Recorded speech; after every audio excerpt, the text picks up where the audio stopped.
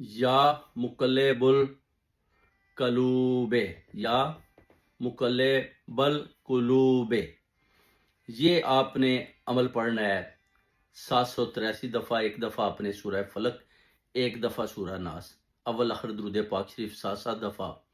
پھر آپ نے یہ ہدیہ انبیاء علیہ السلام کی نظر کر دینا ہے، اور پھر آپ دیکھیں گے کہ انشاءاللہ فرشتے آپ کا یہ ہدیہ لے کر اللہ کے حضور میں حاضر ہو کر سفارش کریں گے، اور آپ کے رستوں کو بھی صاف کر دیں گے اپنے پر مار کر. اس وظیفے میں وہ طاقت ہے، کیونکہ آپ دیکھیں لڑکیوں کی نہیں شادیاں ہو رہی، لڑکوں کی نہیں ہو رہی، بار بار میں ذکر کر رہا ہوں. اور اس میں کون کون سی پرابلم ہے، کیوں نہیں ہو رہی، کیوں ایک دوسرے کے اندر نقص نکالتے جا رہے ہیں، اور اس کے بعد جو ایج گیپ ہے وہ بھی بڑھتا جا رہا ہے، وہ بھی والدین کو بڑی پریشانی ہے. یعنی کافی جو لڑکے لڑکی کے ساتھ ملاقات بھی کرتے ہیں، اس کے بعد لڑکا لڑکی میں نقص نکال رہا ہے، لڑکی لڑکے میں نقص نکال رہی ہے.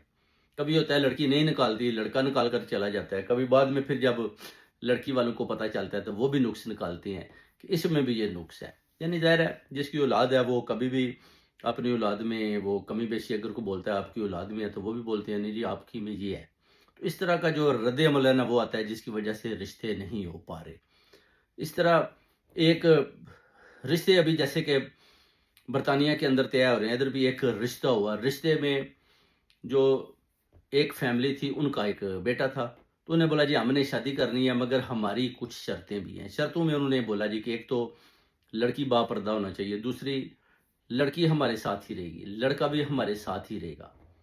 تو لڑکی والوں نے وہ رشتہ قبول کر لیا. اس کے بعد انہوں نے بولا ٹھیک ہے جی ایسا ہی ہوگا.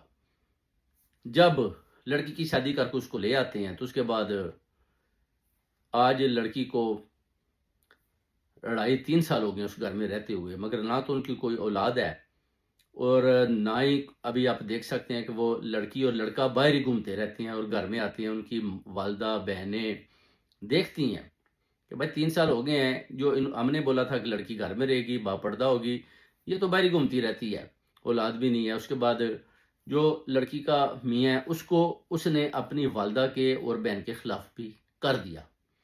یعنی انہوں نے بھی بتایا کہ جناب کہ یہ جو میری ماں ہے یا میری بہن ہے یہ سانپ ہے. سانپ سے بھی تشبیہ دی کہ یہ بڑے خطرناک ہیں. یعنی جو لڑکا ہے وہ آ گیا اپنی بیوی کے، اس نے اس کو جکڑ لیا. وہ کیسے جکڑا کہ اس کے اوپر اس نے کیے جادو کے وار، کالا جادو کروایا، کچھ تعویذات پلائے جو میں نے نکالے، اور ان تعویذات میں اتنا یعنی بندشیں لگائی گئی اس کے دماغ کے اندر، اور اس کو اپنی والدہ اور بہن کے خلاف کیا گیا.